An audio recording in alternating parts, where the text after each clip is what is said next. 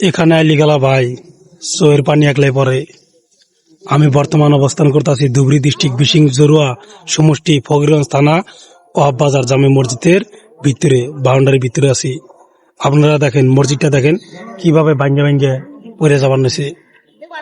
আর এই সাইডটা দেখেন কিরকম অবস্থা। এই মসজিদটা খুব ভালো একটা বড় একটা এরিয়া। আমি আপনাদেরকে সম্পূর্ণ ভিডিও তুলে ধরছিলাম 10 দিন আগে। আপনারা মসজিদটা দেখেন, আমার চ্যানেলে যায় ঘুরে আসেন।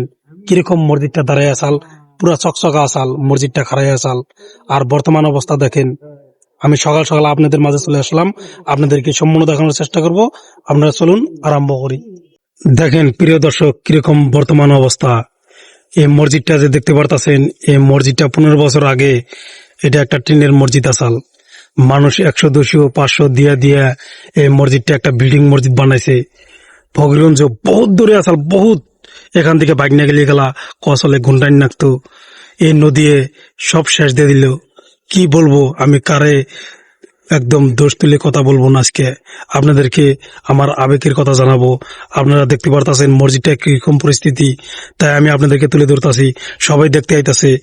যেটি মুসলমান বিল্লা করলে হবো না, যেটি মানুষ যেটি বুঝে সবাই দেখে নেই কব যে এটা একটা অবস্থা হয়েছে না। কিরকম অবস্থা তাহলে ভাইবা দেখেন। মানুষ কোন নদীর কান্দায় বিল্ডিং উড়া না, বিল্ডিং গুলো উড়ায় বহুত দূরে। তাহলে ভাইবা দেখেন কয়েকদিনের মধ্যে কিভাবে নদী ভাঙ্গে ছিঁড়ে এ জায়গায় পড়ছে। কিছুদিন আগে উনিবিলা কয়েকটা জিও ব্যাগ ফালাইছাল, জিও ব্যাগ গুলা একদম লগ লগ ভাইসে গেছে গা। আর দেখেন এই মসজিদটা ভাঙ্গে ছিঁড়ে শেষ হয়ে গেল গা। অল্প টুকা ঝুলিয়া রয়েছে, খালি অল্প টুকা ভাঙলে গেলা এই মসজিদটাও যাবো একবারে। দেখেন সাইডটা দেখেন, তলটা দেখেন, তলে কিরকম অবস্থা। তলে মাটিগুলা নাই কে একবারে, এই কারণে ভেঙে গেছে গা। আমি ভিতর দিকে দেখাবো, আপনারা চলুন আপনাদেরকে দেখাই।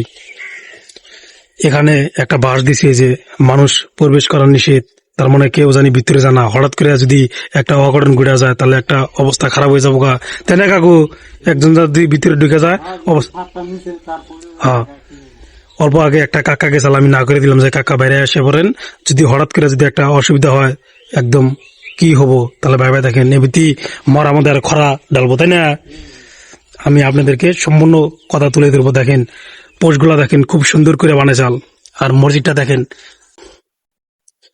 আর ভিতর দিকে দেখায় আপনাদেরকে দেখেন। আর তার আগে কথা বলি, দেখেন এই যে চারটা দেখেন পাকাগুলো একদম সব শেষ ভাঙ্গে। তাহলে কিরকম জায়গায় এটা ভাঙছে। আর ভিতর দিকে দেখেন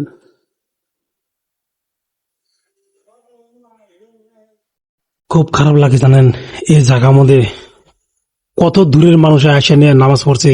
যদি কেউ বা সাগায় বেরিয়েছে, কেউ বা গাড়ি দিয়ে আইছে, নামাজের টাইম হয়েছে, গাড়ি থেকে নামে না নামাজ পড়ছে, বাস দিয়ে আইতে গেলা। এই রাস্তা দিয়ে গাড়ি যাতায়াত করে সব সময়। এটা হলো গড়ি যাওয়ার রাস্তা। ওইদিকে দেখতে পারতেছেন ওটা হলো গড়ি যাওয়ার রাস্তা, আর এইদিকে হলো শালকাড়া ফুলবাড়ি যাওয়ার রাস্তা, রাধুরাম যাওয়ার রাস্তা। তাহলে ভাইবা দেখেন মানুষ যখন এখানে আছে নামাজের টাইম হয়েছে, এখানে নামে নামাজ পড়ছে।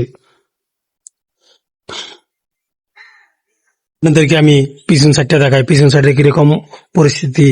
আপনারা প্লিজ এই ভিডিওটা শেয়ার করে রাখবেন। এই ভিডিওটা একটা ইতিহাস হয়ে থাকবো আপনাদের মাঝে।